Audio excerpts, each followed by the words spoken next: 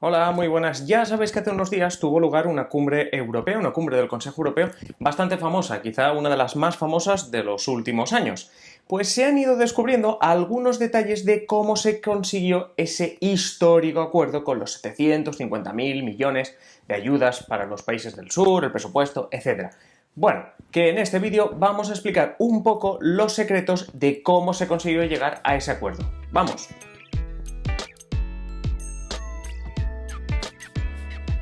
Lo primero que vamos a hacer es recordar que fue una cumbre del Consejo Europeo. Ya sabéis, Consejo Europeo es ese órgano que se agrupa los 27 presidentes, primeros ministros de todos los países miembros de la Unión Europea. Un órgano bastante importante. En otros vídeos hemos visto cómo es el órgano que tiene la última palabra en el proceso, por ejemplo, legislativo de la Unión Europea. Pero la cuestión es que se reunieron hace unos días precisamente para hablar cómo ayudaban a los países del sur, España, Italia, Portugal, a recuperarse de todo el gasto económico que estaban teniendo, de la crisis que se avecinaba después de la pandemia del coronavirus, en la que todavía estamos inmersos, y por otro lado también se tenía que debatir sobre el futuro presupuesto de la Unión Europea y otras cuestiones que también iremos viendo. Recordad que el resultado final más importante de esa cumbre fueron los 750.000 millones de euros en ayudas para los países del sur y un presupuesto de la Unión Europea para los próximos 6 años de 1,8 trillones de euros. La pregunta es, ¿cómo se llegó hasta aquí? Pues bien, para analizarlo un poco mejor, el digital Político, político.eu para Europa, político.com para Estados Unidos, os lo recomiendo, un digital que siempre tiene buenas fuentes. Bueno, pues Político hizo una entrevista hace pocos días a Charles Michel. ¿Quién es Charles Michel? Bueno, pues es ex primer ministro belga y actualmente el presidente del Consejo Europeo, es decir, una de las figuras más importantes precisamente en esta cumbre. Bueno, pues en un reciente artículo entrevistaban a Charles Michel, entrevistaban a unos cuantos funcionarios, altos cargos de la Unión Europea que estaban precisamente presentes durante estos días de cumbre para sacar un poco los detalles de lo que fue esa cumbre y ver cuáles eran los secretos que traía esa cumbre. La primera curiosidad que trae el artículo es como Charles Michel, a ver, esto se dice ahora que todo ha salido bien, seguramente no era realmente así, pero Charles Michel, una de las cosas que cuenta es que no había marcha atrás, no había otra posibilidad que no fuese llegar a un acuerdo. Tanto es así que se cuenta una anécdota, dice que días antes de que empezase esa reunión, que ya se sabía iba a ser una cumbre súper importante, le preguntaban a Michel, bueno, ¿y qué hacemos, no? Si esto no sale bien. Y Charles Michel contestaba, y esto está acreditado por otros funcionarios a los que contestaba así, decía, mira, el plan A es una cumbre exitosa, nos reunimos y sale un acuerdo y sale bien. ¿Y el plan B? Pues volver al plan A.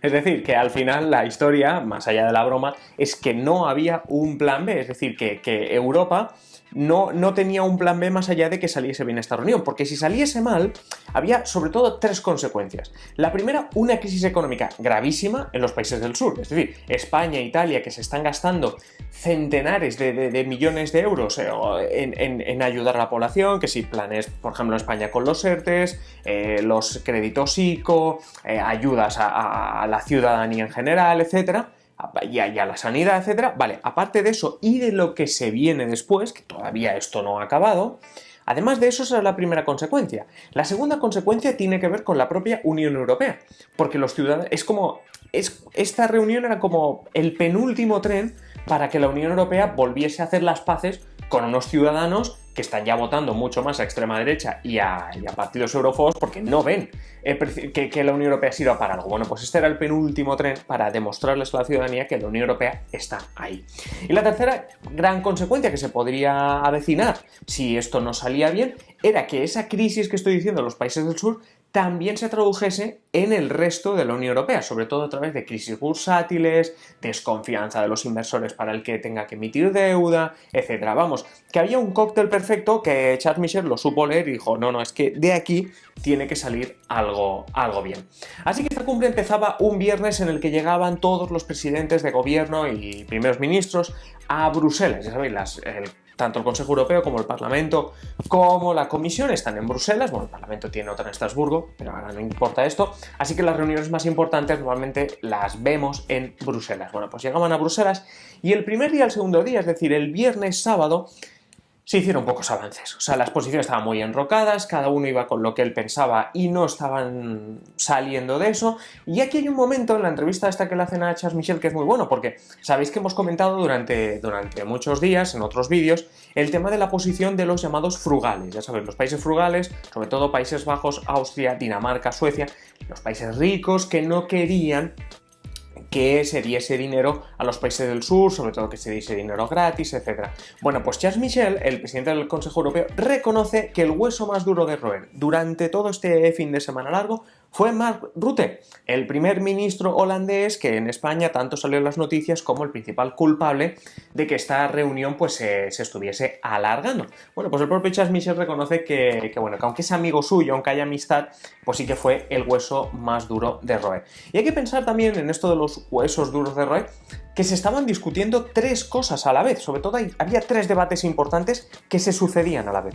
El primero, el tema del fondo de emergencia, es decir, cuántos millones le damos, cuántos millones destinamos a este fondo de emergencia, de rescate por el coronavirus, que sobre todo llegarían a España, Italia y el resto de países más afectados. Bien, aquí ya había como dos posiciones, dos bandos, ¿vale? Pero es que nos vamos a un segundo debate dentro de este, que es cuando acordemos la cantidad de dinero que se envíe a estos países, qué cantidad se enviará en forma de transferencias y qué cantidad se enviará en forma de préstamos. Recordad, transferencias quiere decir que la Unión Europea envía ese dinero a los países del sur sin una contrapartida. Ahora podemos entrar en detalle, pero es decir, yo te doy el dinero y no me lo tienes que devolver. Ahora entramos en detalles. Y el crédito, el préstamo, pues es muy sencillo, es decir, la Unión Europea presta ese dinero, es decir, emite deuda, consigue el dinero y se lo presta a España o a Italia, y ese país, España o Italia, tiene la responsabilidad de devolverlo. Entonces, claro, los países del sur decían, hombre, cuanto más me deis en transferencias, mucho mejor, porque es menos que tengo que devolver, menos que yo me tengo que preocupar. Claro, los países del sur, los países del norte, los frugales decían, amigo, a ver, cuanto más en préstamo, porque yo te ayudaré, pero con algo a cambio. Y ese algo a cambio también tenía que ver con las transferencias. Recordad que uno de los resultados también de esa cumbre es que hay unas condicionalidades. Es decir, que tanto la Unión Europea como el Consejo Europeo, como los países frugales, van a poder decirle, recomendarle a los países del sur, España, Italia, etcétera, a cambio de esa ayuda de dinero, que hagan una serie de reformas, que tiren por aquí, que tiren por allí a nivel económico. Serie de reformas que, como ya sabéis, a nivel del día a día nos puede afectar en subida de impuestos, reforma del sistema de pensiones, la reforma laboral, no hacer una nueva reforma laboral, sino no retirar la que ya hay, etcétera, etcétera.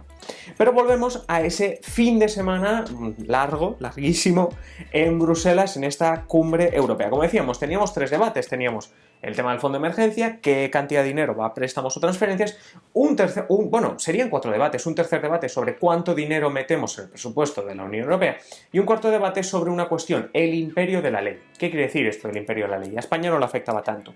Es que se estaba proponiendo que para recibir ciertas ayudas, para recibir ciertos programas de la Unión Europea, todo lo que se estaba negociando en esa cumbre, hubiese una cláusula del imperio de la ley. Quiere decir que los países que la reciban debían estar cumpliendo unos ciertos cánones democráticos.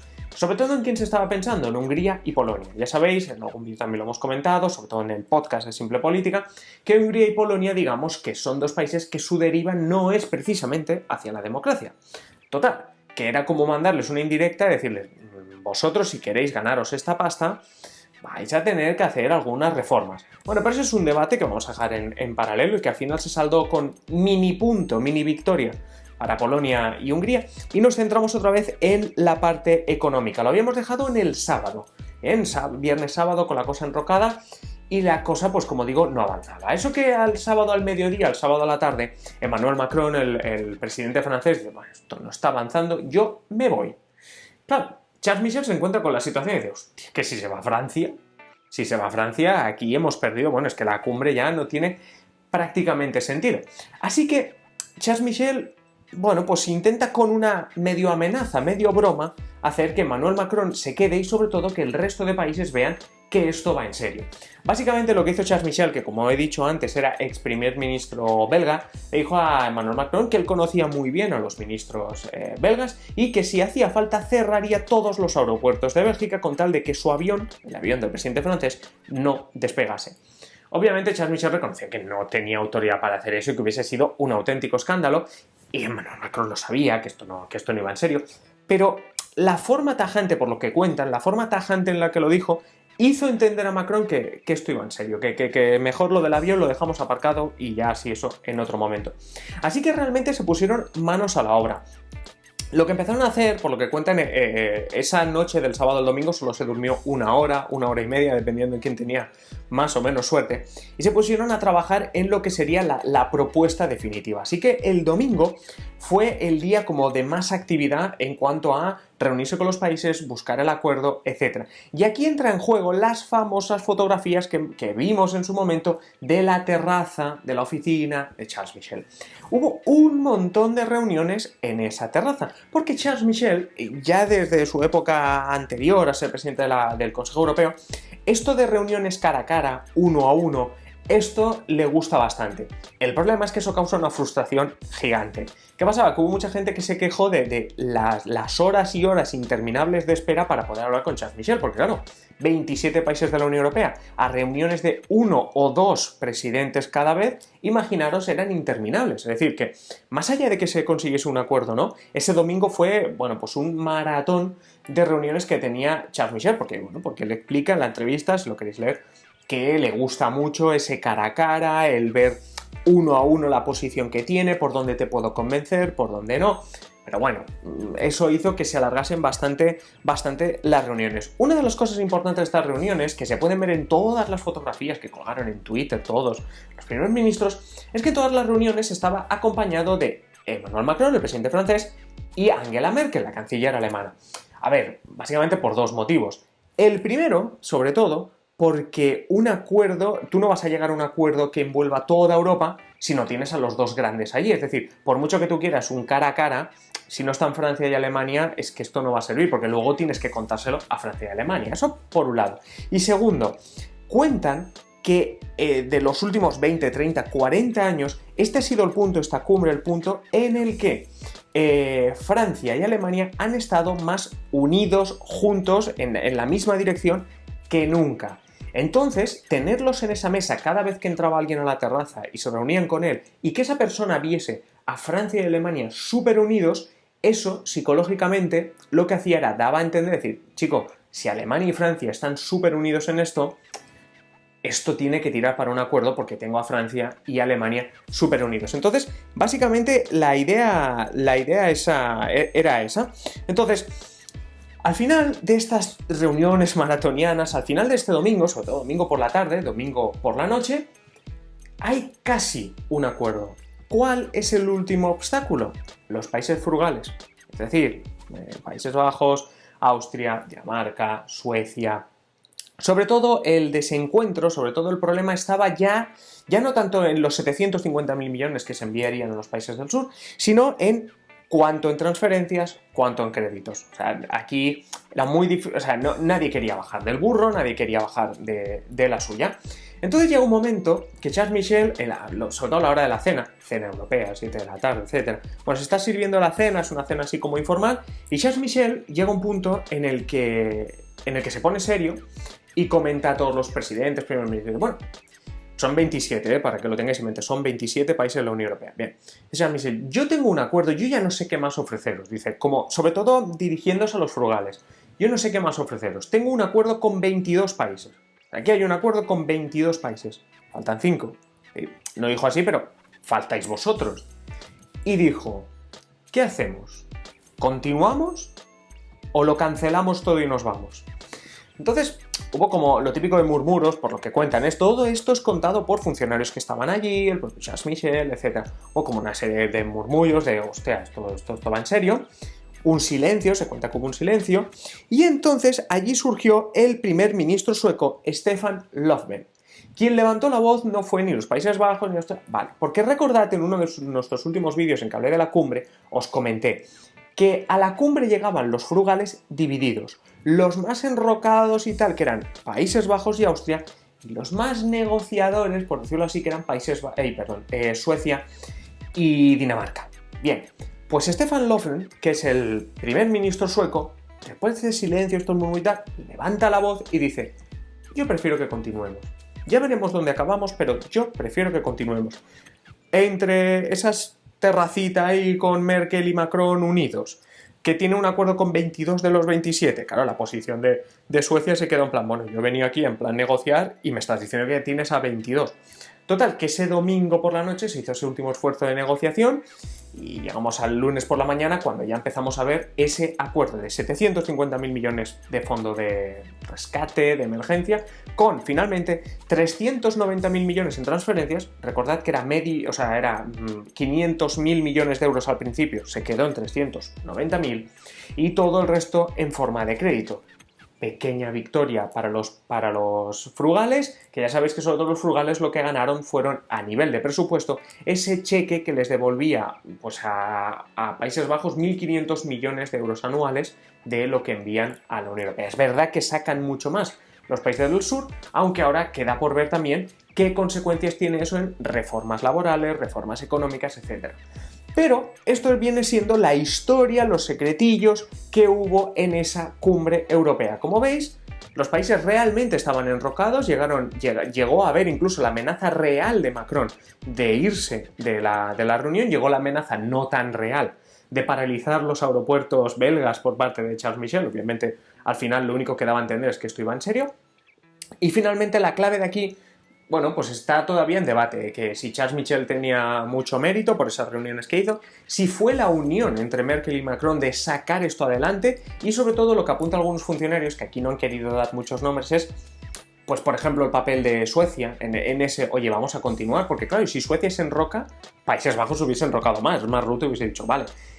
Al hacer eso Suecia, lo que le pasó a Mark Rutte es, tía, me estoy quedando más solo que la una. Entonces ahí empezó a avanzar todo un poco. También se comenta especial papel de Pedro Sánchez bueno, pues de la delegación italiana, de los países que realmente necesitaban sobre todo ese fondo de rescate. Pero bueno, espero haberos entretenido y sobre todo dejar un poco más claro todo este tema de cómo fue esa cumbre. Y ya sabéis que cualquier tema que queráis comentar lo podéis dejar en los comentarios. Obviamente en los comentarios decidme qué opináis de esta cumbre. ¿Creéis que es un buen resultado para España, para Italia? ¿Estáis más de acuerdo con lo que opinaban Países Bajos? ¿Qué opináis del papel de Charles Michel o del propio Stefan Löfven, el primer ministro sueco? Nada más, si estáis viendo esto y no estáis suscritos a Simple Política, pues ya sabéis, suscribiros a este canal de YouTube y ya sabéis que en cualquier plataforma tenemos un podcast de lunes a viernes. Nada más, ya me despido ahora sí. Un saludo.